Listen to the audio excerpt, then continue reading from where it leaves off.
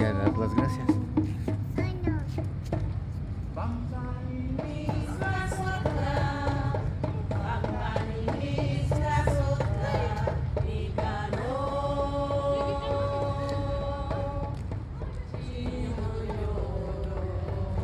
Ok, maestra. Maestra.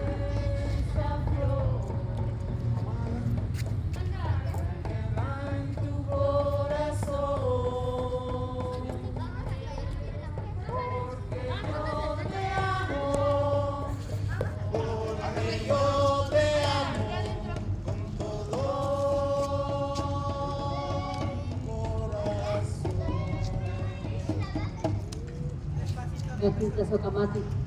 Pues queremos darle las gracias Aquí. por habernos escuchado. Somos el taller de espiritualidad en el mundo náhuatl.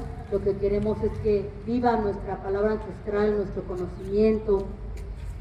Pues quiero pedirles un aplauso para todos los integrantes, para Quetzalcóatl, Galán, para Javier, para Musa, para Carmen, para Megali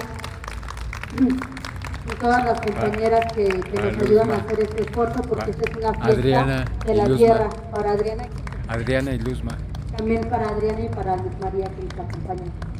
Tengan paciencia, por favor. Muchas gracias, yo soy la profesora.